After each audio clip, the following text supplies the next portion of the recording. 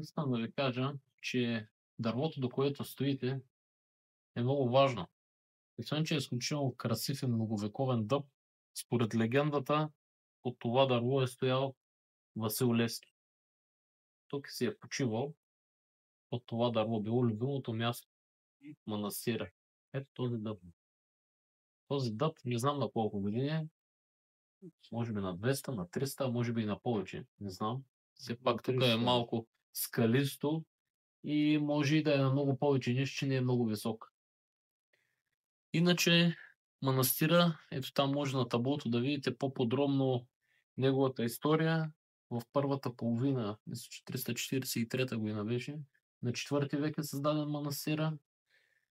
Вторият манастир в Европа след него е в Шотландия. 2 години след него е. Така че това е най-старият действащ манастир в момента в цяла Европа.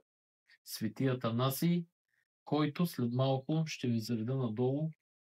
Ще минем през неговата пещеричка. Там е било място, където Свети Атанасий се е отделял и се е отдал на пост, молитви и уединение. Долу тук в ниското има аязмо, в което аязмо водата е лековита. Може да се налеете, препоръчвам ви. Аз редовно го правя, когато идвам тук и наистина вярвам, че тази вода е лековита. Който не вярва, може само да се убеди. Манастира през годините е служил през вековете наистина като едно място, което е съхранявало българската християнство, българската религия, памет и разбира се, като всеки един друг манастир, от него излизат хора, които се ограмотяват, защото първите училища са именно в манастирите и църквите. И тук не говорим само за османския период, ами и въобще, още през средновековието. Когато говорим за средновековието, понеже господин Гилев очерта реално погледнато колко важна роля има християнството и църквите и манастирите за нашето културно израстване, за нашето ограмотяване, аз искам да спомена просто интересен факт, защото може би някои от вас не знаят. По какъв начин наши църковни деятели са повлияли на други държави? Знаете ли кои са Григорий Цамблак и Киприан Българина? Някой чул ли? Да, тези, които са принесли българското слово в днешна Русия. Точно така. Киприан и Григорий Цамблак са на всичко отгоре роднини. Войчо и племенник, мисля, че се падат. Григорий Цамблак е човекът, който разпространява християнството в Литовското и Новгородското княжество. Киприан Българина, освен че разпространява християнството в днешна Русия, той направи едно чудотворно действие, когато монголците на хан Тамерлан нападнали Москва. Някой, ако не знае, руснаците близо 200 години прекарват от робство. Айде да не е точно робство. Когато монголците в едно от поредници нападения на Москва нападат града, именно Киприан Българин излиза с икона, провежда една молитва и се получава знамение, след което битката се обръща и руснаците печелят битката.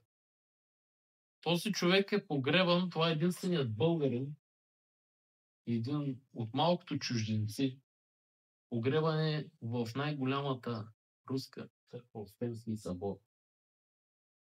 Тоест, нашите заслуги към християнството са извън границите на България много отдавна. Те са и много по-ранни дори от историята, за която в момента ви разказах, защото ако се върнем още по-назад във времето, ще видим най-голямата битка през средновековието, в която българският хан Тервел спрял и разбил най-голямата заплаха, която Европа е виждала до тогава. 717-718 година арабския халифат, според различни извори от 80 до 200 хилядна армия, пак според различни извори, според някои от 2500 до 5000 кораба, някои казват 1800 кораба, няма значение. Въпросът е, че са владяли вече гръцкия огън, правят най-големия поход в цялата история на арабския халифат. Няма по-голям поход срещу християнския свят. Ударът е насочен към центъра на света, Константинопол. Ние вече сме били съседи на центъра на света. Не случайно сме подписали една година преди това Кормесий, предполага, че това е капкана на Терве, отива пред Фарисейската порта на Константинопол и подписва договора 4 клаузи. Една от клаузите е съюз с Византия. Военен съюз. Най-вероятно са съзнавали и двете държави каква заплаха идва. Между другото, това е първият търговски договор в Европа. Просто го казвам като допълнение. И Кан Тервел, след като Византия се вижда невъзможно да спре арабите, Кан Тервел спира, благодарение на нашата армия, най-вече на българската конница, в една много тежка битка, която продължава повече от година, спира и побеждава арабите край Константинопол. Не случайно векове по-късно Западната църква ще обяви Тервел за светец, светотревелий. Така че нашите заслуги към развитието на християнството са извън България, наднационално. Те са заслуги към цяла Европа, към развитието на християнство в цяла Европа, към запазването на християнство в цяла Европа. Както каза господин Димитър Гилев, ние сме били щитът на Европа при набезите на следващата голяма мюсюлманска сила.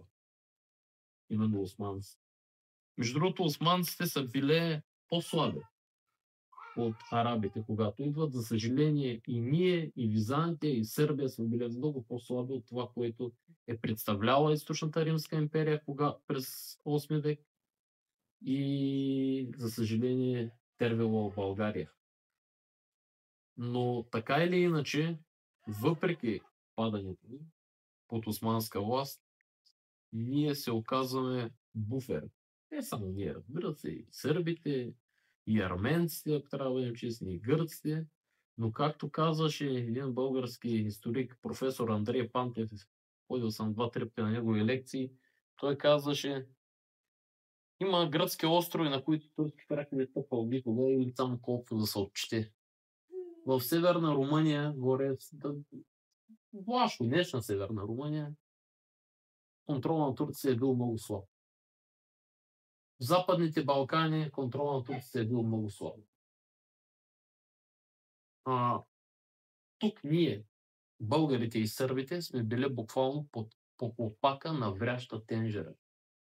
И само ние, не ние, а нашите предци, си знаем как сме преживяли, как са преживяли всичко това, което са преживяли. То е било ужасяващо, особено в първите 200-300 години на османският период тук. Било е ужасяващо. След това на османците в последните 150 години на тяхното властване тук им се налага поради различни политически причини, икономически, социални, да отхлапят. Природни катаклизми също се случват. В продължение на може би 40-50 години буквално според източниците не е имало слънце и нормално развитие на земеделие. Това е заради, предполага се, изригвания на вулкани. Редица от катаклизми карат Османската империя да отхлаби захвата. Следващите султани да управляват по-внимателно, после политически причини, които ги карат да дадат малко повече права в империята на християните, не само на българи. Но реално погледнато, само ние си знаем какво сме преживели. Би трябвало да го помним, това да го съхраняваме, да уважаваме нашите предци, защото в тези тъмни векове, за мен това са по-тъмни векове дори от средновековието, защото в края на 14 век България е една от най-архитектурно развитите държави в света. България, аз въобще не преувеличавам като твърдя, макар не съм специалист чак до там в тази икономическа история, но България е била в една от първите 4-5 държави по икономическо развитие в Европа и Азия, тук в региона. Сега няма да говорим за Китай или за далечени империи от нас. Не мога да правя сравнение с тях. Един от първите композитори в света, Йоан Кукузел, е българин, много преди Бетовен, Моцарт, Георг Хендел и така нататък. Това е прекършено и приключено с идването на османците. Но дори преди идването на османците всички тези неща са се зародили предимно в църкви, манастири и някои, разбира се, книжовни школи, които пак са ръководени от монаси и свещени. Така че намираме се на едно свято място и, както пак каза господин Гилев, винаги когато ходите на такива места, питайте се да осъзнаете, че наистина се намирате на свещено място, което трябва да уважаваме, да почитаме. Религията е нещо, което не мога аз да ви го наложа и не трябва. Това е нещо, което вие трябва да усетите. Ако го усетите, много добре, много хубаво. Това е нещо лично. Но все пак уважавайте места като това. Защото тук се е съхранила. Благодаря за вниманието. Сега, поред мен, нали, разгледайте, който иска да влезе да пали свеж, разгледайте двора, идете до таблото да почнете. Но според мен е много важно всички да слезем надолу, да идем до Аязното, до малката пещеричка, която е буквално няколко метра, в която е живел Свети Атанасий. За мен цяло е много уникално място. Благодаря.